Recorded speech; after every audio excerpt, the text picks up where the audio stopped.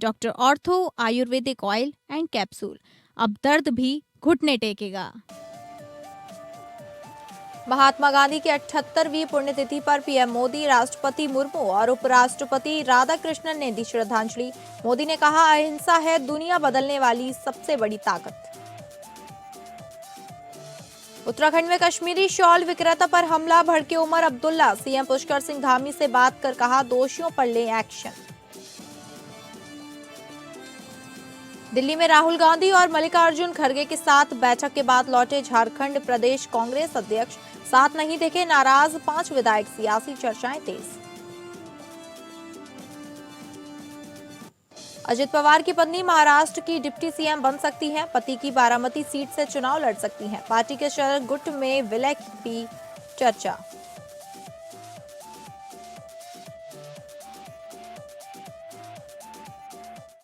नमस्कार, आप सभी का स्वागत है टॉप अपडेट्स में और मैं हूं आपके साथ अंकिता सिंह। शुरुआत करेंगे टॉप अपडेट्स की। देश ने शुक्रवार को राष्ट्रपिता महात्मा गांधी की 78वीं पुण्यतिथि पर उन्हें भावभीनी श्रद्धांजलि अर्पित की। राष्ट्रपति द्रौपदी मुर्मू और प्रधानमंत्री नरेंद्र मोदी ने राजघाट पहुंचकर बापू की समाधि पर पुष्पांजलि अर्पित की। इस अवसर पर रक्षा मंत्री राजनाथ सिंह, रक्षा राज्य मंत्री संजय सेठ और केंद्रीय मंत्री मनोहर लाल भी मौजूद रहे। सभी नेताओं ने गांधी जी के विचारों को स्मरण करते हुए उन्हें नमन किया। पीएम मोदी ने सोशल मीडिया पर लिखा कि बापू का स्वदेशी पर जोर आत्मनिर्भर भारत के संकल्प का आधार है। उन्होंने कहा कि गांधी जी का व्यक्तित्व और कृतित्व देशवासियों को कर्तव्य पथ पर चलने की प्रेरणा देता रहेगा। वहीं देश भर में पुण्यतिथि के अवसर पर विभिन्न श्रद्धांजलि कार्यक्रम आयोजित किए गए। राष्ट्रपिता महात्मा गांधी की पुण्यतिथि पर राजधानी लखनऊ में श्रद्धांजलि कार्यक्रम आयोजित किया गया। सीएम योगी ने कहा कि गांधी जी की प्रतिमा पर पुष्पांजलि अर्पित कर उन्हें नमन किया। सीएम योगी प्रतिमा के पास बैठकर भजन रघुपति राघव राजा राम का मनन करते नजर आए। कार्यक्रम के दौरान सत्य और अहिंसा के गांधीवादी मूल्यों को स्मरण किया गया। इस मौके पर डिप्टी सीएम ब्रजेश पाठक भी मौजूद रहे। लखनऊ की मेयर सुषमा करकवाल ने भी श्रद्धांजलि अर्पित की। कई अन्य जनप्रतिनिधियों और अधिकारियों की उपस्थिति में कार्यक्रम शांतिपूर्ण ढंग से संपन्न हुआ। वाराणसी में बनारस हिंदू विश्वविद्यालय का माहौल उस वक्त तनावपूर्ण हो गया जब 2 हॉस्टलों के छात्र आमने सामने आ गए। पहले एक छात्र के साथ मारपीट हुई, जिसके बाद विवाद तेजी से बढ़ गया। देखते ही देखते दोनों पक्षों के बीच लाठी डंडों और ईंट पत्थरों का इस्तेमाल होने लगा। हालात बेकाबू होते देख पुलिस को तीनों थानों से बुलाना पड़ा। पुलिस ने मौके पर पहुंचकर छात्रों को तितर-बितर किया। पूरे इलाके को छावनी में तब्दील कर दिया गया है। फिलहाल स्थिति नियंत्रण में बताई जा रही है। कांग्रेस आलाकमान के साथ दिल्ली में हुई अहम बैठक के बाद झारखंड कांग्रेस के प्रदेश अध्यक्ष केशव महतो, कमलेश, कांग्रेस कोटे के सभी मंत्री और अधिकांश विधायक गुरुवार देर शाम रांची लौट आए। हालांकि इस दौरान पार्टी के 5 नाराज विधायक उनके साथ नजर नहीं आए, जिससे प्रदेश की राजनीति में चर्चाएं तेज हो गई हैं। दिल्ली में लोकसभा में नेता प्रतिपक्ष राहुल गांधी और कांग्रेस के राष्ट्रीय अध्यक्ष मल्लिकार्जुन खड़गे की अध्यक्षता में यह बैठक आयोजित हुई। इसे झारखंड कांग्रेस के संगठनात्मक भविष्य के लिहाज से महत्वपूर्ण माना जा रहा है। बैठक में प्रदेश अध्यक्ष के अलावा राज्य सरकार के मंत्री, विधायक और संगठन के वरिष्ठ पदाधिकारी शामिल हुए। रांची लौटने के बाद मीडिया से बातचीत में प्रदेश अध्यक्ष केशव महतो कमलेश ने बताया कि शीर्ष नेतृत्व से पार्टी को स्पष्ट और महत्वपूर्ण दिशा निर्देश मिले हैं। उत्तराखंड में कश्मीरी शॉल विक्रेता पर हुए हमले की घटना पर जम्मू कश्मीर के मुख्यमंत्री उमर अब्दुल्ला ने तुरंत संज्ञान लिया है। उन्होंने उत्तराखंड के मुख्यमंत्री पुष्कर सिंह धामी से बात कर दोषियों के खिलाफ कड़ी कार्रवाई करने की मांग की। यह जानकारी जम्मू कश्मीर के मुख्यमंत्री कार्यालय ने दी है। उमर अब्दुल्ला ने कहा कि हिमाचल प्रदेश में हुए हाल के हमलों और अब ये हमले बर्दाश्त नहीं किए जाएंगे और इन्हें हर हाल में रोका जाएगा। सरकार ने इस बात पर भी जोर दिया कि जम्मू और कश्मीर भारत का अभिन्न रंग है, लेकिन कश्मीर के लोग देश के दूसरे हिस्सों में डर के साए में जी रहे हैं। सरकार ने भरोसा दिलाया कि वह हर जरूरी कदम उठाएगी ताकि ऐसे हादसे दोबारा ना हो। साथ ही सरकार ने उम्मीद जताई कि गृह मंत्रालय, भारत सरकार भी दूसरे राज्यों को इस बारे में जागरूक करेगा। चंपावत जिले के लोहाघाट तहसील के बाराकोट ब्लॉक के ईजटा गांव में सरकार जनता के द्वार कार्यक्रम के तहत एक भव्य जन सुविधा शिविर का आयोजन किया गया। इस शिविर का उद्घाटन जिलाधिकारी मनीष कुमार ने किया। शिविर में लगभग 1020 लोगों ने भाग लिया और 69 जनसभाओं का मौके पर ही निस्तारण किया गया। शिविर की शुरुआत आयुष विभाग द्वारा योग एवं प्राणायाम सत्र से की गई। योग प्रशिक्षक शंकर अधिकारी और नेहा मनुला ने चिकित्सा प्रभारी डॉक्टर सुधाकर गंगवार की देखरेख में योगिक प्रक्रियाएं कराई। जिलाधिकारी ने कहा कि योग एवं प्राणायाम व्यक्ति के आचार, विचार और व्यवहार में सकारात्मक परिवर्तन लाते हैं।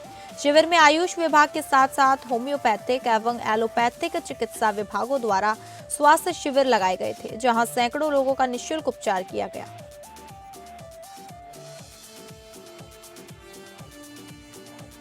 2027 के विधानसभा चुनाव को देखते हुए हाईकमान ने उत्तराखंड कांग्रेस के दिल्ली बैठक की।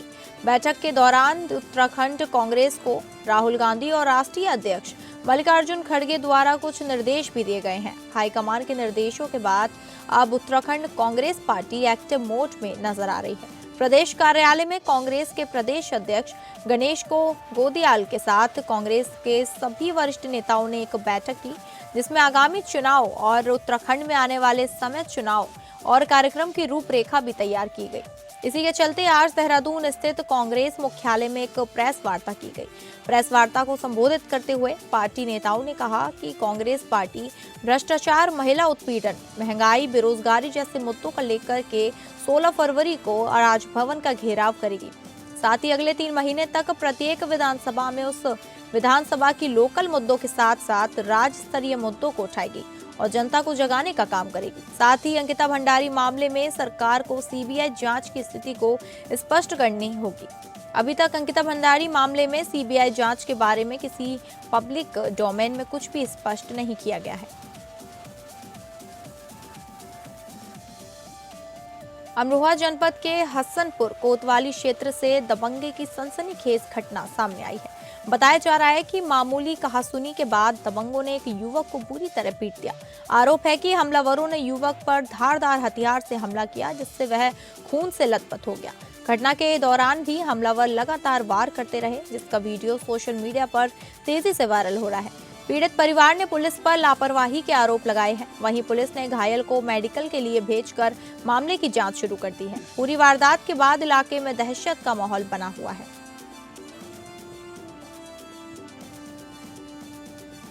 बहराइच जिले में जंगली जानवर का खौफनाक चेहरा एक बार फिर सामने आया है। सुजौली थाना क्षेत्र के रामपुरवा मुखिया फॉर्म में तेंदुए ने घर के आंगन में खड़ी मासूम पर हमला किया। इस दर्दनाक घटना में 6 वर्षीय अनुष्का की मौके पर ही मौत हो गई। बताया जा रहा है कि तेंदुआ दबे पांव घर में घुस आया और बच्ची को अपना शिकार बना लिया। चीख पुकार सुनकर परिजन और ग्रामीण पहुंचे, तब तक तेंदुआ जानलेवा हमला कर चुका था। ग्रामीणों के शोर मचाने पर तेंदुआ मासूम को छोड़ जंगल की ओर भाग निकला। घटना के बाद गांव में दहशत और पुलिस व वन विभाग ने सर्च ऑपरेशन की तैयारी शुरू कर दी है। बस्ती सदर कोतवाली पुलिस ने कोडीन सिरप सरकार तस्करी के मास्टरमाइंड पंकज कुमार को हड़िया चौराहे से गिरफ्तार किया है। आरोपी गणपति फार्मा नाम की फर्म चलाता है, जहां से जिले की कई मेडिकल दुकानों पर बड़े पैमाने पर कोडीन सिरप की सप्लाई की गई थी। जांच में खुलासा हुआ कि रहमतगंज से संचालित यह फर्म कुछ समय बंद कर दी गई थी, जिसके बाद पुलिस ने प्रोपराइटर की तलाश शुरू की। आरोपी पंकज कुमार निवासी त्रिलोचनपुर वाराणसी को मुखबिर की सूचना पर दबोचा गया। एएसपी श्यामाकांत के मुताबिक आरोपी के बैंक खाते में जमा 9 लाख रुपए फ्रीज कराए गए हैं। पुलिस ने आरोपी के खिलाफ बीएनएस की कई धाराओं और एनडीएसपी एक्ट के तहत मुकदमा दर्ज कर आगे की जांच शुरू कर दी है।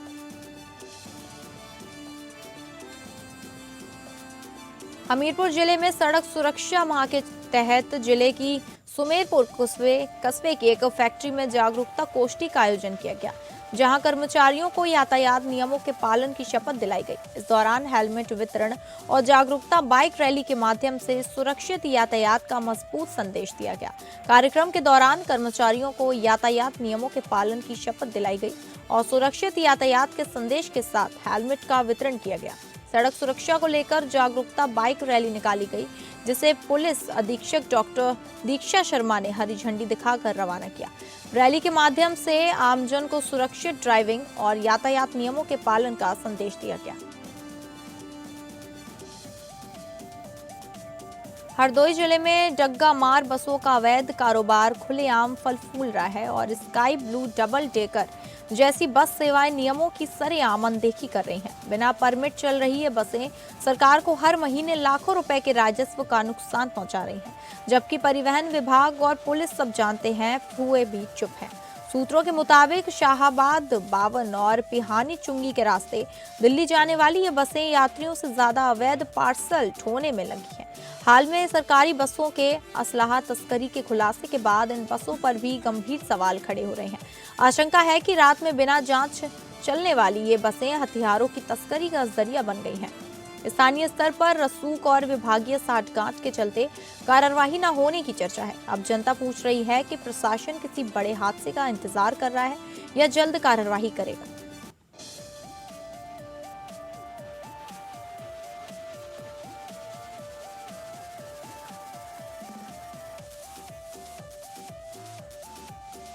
कानपुर के जिलाधिकारी जितेंद्र प्रताप सिंह ने बताया कि विशेष प्रगाढ़ पुनरीक्षण यानी एसआईआर का कार्य जनपद की सभी 10 विधानसभा क्षेत्रों में तय कार्यक्रम के अनुसार सफलतापूर्वक पूरा कर लिया गया है। फिलहाल यह प्रक्रिया सुनवाई के चरण में चल रही है, जिसमें चिन्हित मामलों का नियम अनुसार निस्तारण किया जा रहा है। एसआईआर के दौरान करीब 2,07,000 मतदाता नो मैपिंग श्रेणी में गए थे। इनमें से 1,70,325 मतदाताओं को नोटिस जारी किए जा चुके हैं। अब तक लगभग 35,000 मामलों की सुनवाई पूरी हो चुकी है। यह सुनवाई 175 सहायक निर्वाचक रजिस्ट्रीकरण अधिकारियों और 10 निर्वाचक रजिस्ट्रीकरण अधिकारियों द्वारा की जा रही है। सुनवाई के दौरान मतदाता भारत निर्वाचन आयोग द्वारा निर्धारित 13 वैध दस्तावेज प्रस्तुत कर अपने बयान दर्ज करा रहे हैं। इंदिरानगर थाना क्षेत्र में 28 वर्षीय मॉडल तन्नू सिंह ने आत्महत्या कर ली, जिससे इलाके में सनसनी फैल गई। परिजनों के अनुसार पति राहुल सिंह द्वारा मजाक में बंदरिया कहे जाने से तन्नू बेहद आहत हो गई। बताया जा रहा है कि तन्नू को मॉडलिंग का शौक था और वह अपने लुक्स व करियर को लेकर काफी संवेदनशील थी। घटना की सूचना मिलते ही पुलिस मौके पर पहुंची और शव को कब्जे में लेकर पोस्टमार्टम कराया। पोस्टमार्टम के बाद शव परिजनों को सौंप दिया गया। इंदिरानगर पुलिस मामले से जुड़े सभी पहलुओं की जांच कर रही है। पुलिस का कहना है कि जांच के बाद ही स्थिति स्पष्ट हो पाएगी। किशनी थाना क्षेत्र के माधपुरी गांव में जमीनी विवाद को लेकर दो पक्षों के बीच खूनी संघर्ष हो गया।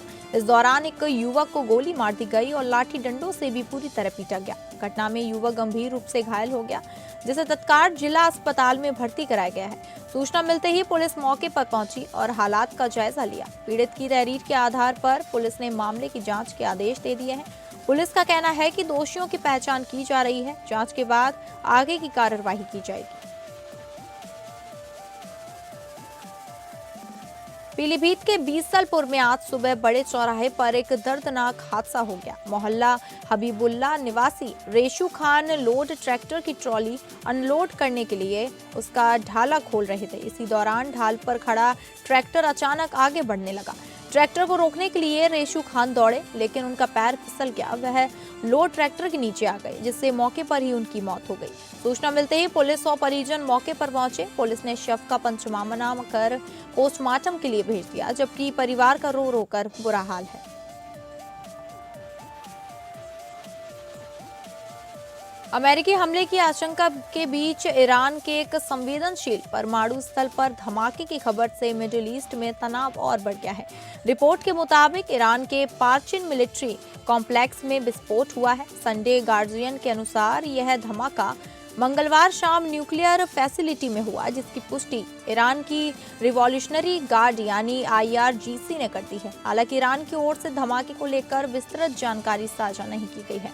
इस बीच अमेरिका का एक एयरक्राफ्ट कैरियर स्ट्राइक ग्रुप पहले से ही इलाके में तैनात था। पूर्व राष्ट्रपति डोनाल्ड ट्रंप ने दूसरा एयरक्राफ्ट कैरियर भी मिडिल ईस्ट भेजे जाने की बात कही है। इस घटनाओं के बाद क्षेत्र में नई जंग की आहट तेज होती नजर आ रही है।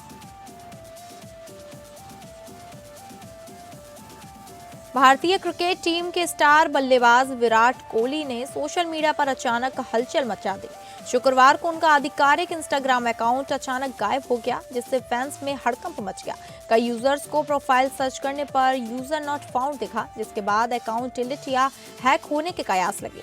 कोहली के करीब 27 करोड़ फॉलोअर्स हैं। ऐसे में अकाउंट गायब होने पर फैंस ने अनुष्का शर्मा के पोस्ट पर भी सवालों की बौछार कर दी। हालांकि कुछ ही घंटों बाद विराट कोहली का इंस्टाग्राम अकाउंट दोबारा एक्टिव दिखाई दिया। अकाउंट लौटते ही फैंस ने राहत की सांस ली, लेकिन इस पूरे घटनाक्रम पर अब तक कोई आधिकारिक बयान सामने नहीं आया है। अकाउंट अचानक बंद और फिर चालू होने की वजह अब भी रहस्यमय बनी हुई है। अंडर 19 वर्ल्ड कप में सेमीफाइनल की दौड़ निर्णायक मोड़ पर पहुंच चुकी है, जहां भारत पाकिस्तान के बीच रविवार को होने वाला मैच बेहद अहम माना जा रहा है। ग्रुप 2 में इंग्लैंड ने तीनों मैच जीतकर मजबूत स्थिति बना ली है और वह 6 अंकों के साथ सेमीफाइनल की ओर अग्रसर है। इंग्लैंड का आखिरी ग्रुप मुकाबला न्यूजीलैंड से होगा, जिसे हराकर वह 8 अंकों के साथ क्वालिफाई कर सकता है। भारत और पाकिस्तान दोनों ही इंग्लैंड के साथ इस ग्रुप में है, जिससे सेमीफाइनल के लिए उसका रास्ता उलझता हुआ है। ग्रुप 1 की ओर देखें तो ऑस्ट्रेलिया पहले से ही सेमीफाइनल में प्रवेश कर चुका है और एक अन्य स्थान के लिए अफगानिस्तान, श्रीलंका और वेस्ट इंडीज के बीच कड़ा मुकाबला है। सेमीफाइनल में पहुंचने के लिए हर ग्रुप में टॉप 2 में जगह बनाना अनिवार्य है, जिससे ग्रुप 2 का मुकाबला खासा दिलचस्प बन गया है। अब रविवार के भारत पाकिस्तान मैच के नतीजे से ही ग्रुप 2 की दिशा तय होगी और वर्ल्ड कप सेमीफाइनल का गणित साफ होगा। दिल्ली में फरवरी महीने की शुरुआत मौसम में बदलाव के साथ होने जा रही है, जिसमें हल्की बारिश, गरज चमक और तेज हवाओं का दौर देखने को मिलेगा। मौसम विभाग IMD के अनुसार 31 जनवरी से 3 फरवरी तक राजधानी में न्यूनतम तापमान लगभग 6 से 8 डिग्री सेल्सियस और अधिकतम 19 से 21 डिग्री सेल्सियस के बीच रहने का अनुमान है। इस अवधि में सुबह के समय घना कोहरा और दोपहर शाम को बादलों की आवाजाही के साथ हल्की बारिश की संभावना है। बारिश और हवाओं के कारण मौसम सुहाना तो रहेगा, लेकिन ठंड का असर भी जारी रहेगा। IMD ने येलो अलर्ट जारी करते हुए तेज हवाओं और गरज चमक की चेतावनी दी है। पश्चिमी विक्षोभ के प्रभाव से 1 और 2 फरवरी को रात में हल्की बारिश और आंधी तूफान के साथ हवाओं की गति बढ़ सकती है। इन मौसमी परिस्थितियों से विजिबिलिटी, तापमान और सड़क यातायात पर असर पड़ने की संभावना जताई जा रही है।